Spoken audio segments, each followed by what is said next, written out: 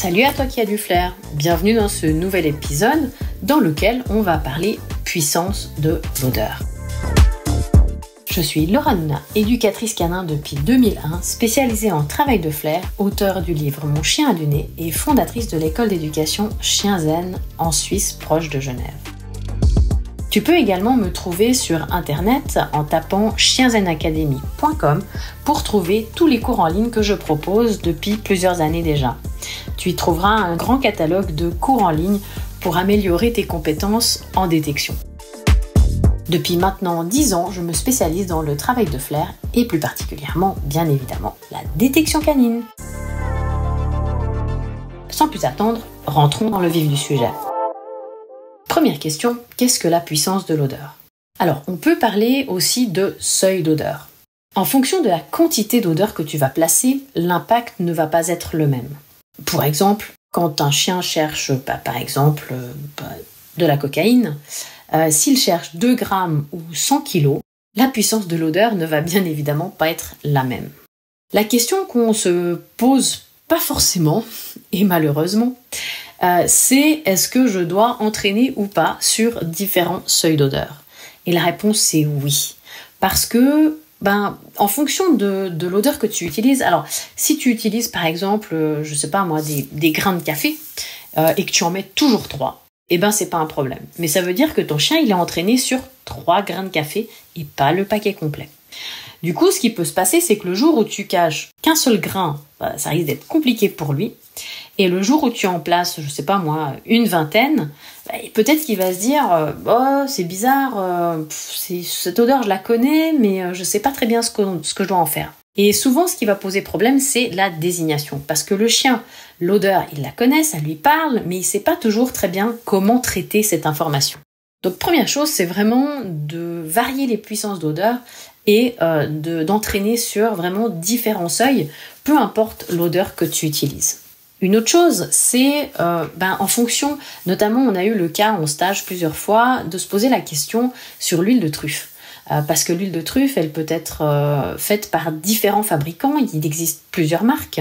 Et la grosse question, c'était de savoir si on travaille toujours avec une huile bien spécifique, une marque bien spécifique, que va-t-il se passer si je change de marque ? Si la concentration est la même, ça ne va pas forcément poser de problème. Mais si la concentration n'est pas la même, alors là, on pourrait avoir de nouveau les problèmes dont je viens de parler. Ça, c'est la première chose. Et la deuxième chose, notamment pour l'huile de truffe, c'est le support. Si ton chien il a appris à chercher odeur de truffe dans huile d'olive, c'est pas forcément la même chose que odeur de truffe dans, au hasard, huile de tournesol. Parce que lui, il a peut-être fait l'association, c'est huile de truffe plus olive, ou c'est huile de truffe plus tournesol. Et par conséquent, de changer régulièrement de marque, ça peut être un atout puisque le point commun, au final, ça va être cette odeur de truffe.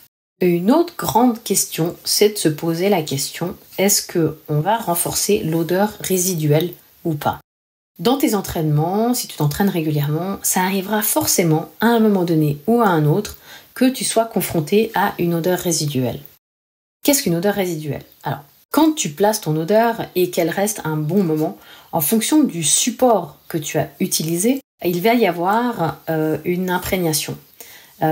Quand on pose par exemple sur du métal ou sur du verre, ce sont des matériaux qui sont très peu perméables, par conséquent il n'y a pratiquement aucun risque de contamination. Mais si tu places ton odeur, sur du bois, du plastique ou du tissu, alors là il y a de fortes chances, et surtout si l'odeur reste un bon moment, qu'il y ait imprégnation dans ces matières-là et on va avoir des odeurs résiduelles. Toi, tu auras peut-être oublié que tu as placé sur le canapé. Ton chien, lors d'une recherche, il va s'approcher du canapé, il va sentir l'odeur résiduelle et il va désigner.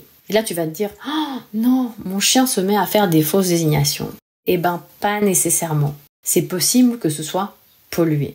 Donc, dans ce cas-là, on va dire que tu as 2 choix. Et je dirais que ces 2 choix vont varier d'une part du comportement du chien et d'autre part de ce que tu souhaites enseigner à ton chien.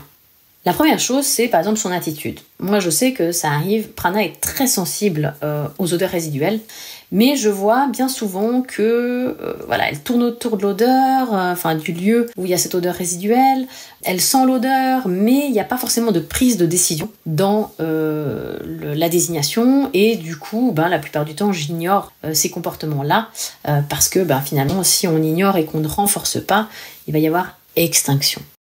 L'autre cas de figure, c'est que l'odeur résiduelle est tellement forte qu'elle est presque équivalente pour le chien à une odeur cible. Et dans ce cas-là, à mon avis, c'est pas faux de renforcer. Parce que le chien, finalement, il a senti l'odeur. L'odeur, elle est là.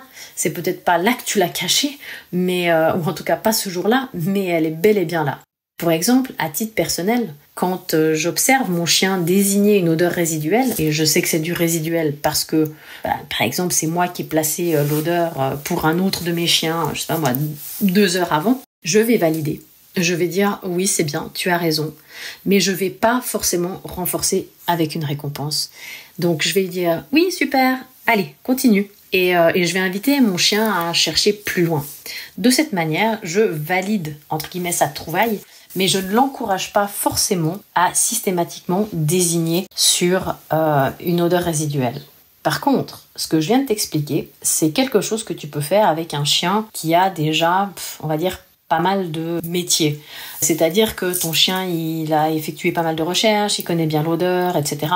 Et c'est pas un souci pour lui qu'on valide que à la voix. Mais attention, si ton chien est en phase d'apprentissage, tu dois vraiment, vraiment faire attention à ne pas polluer l'environnement. Et si tu as un doute, condamne le lieu. N'entraîne plus à cet endroit-là pendant plusieurs semaines, voire plusieurs mois. Parce que, en phase d'apprentissage, on veut vraiment que le chien soit renforcé le plus souvent possible, le plus vite possible, pour l'encourager et monter sa motivation.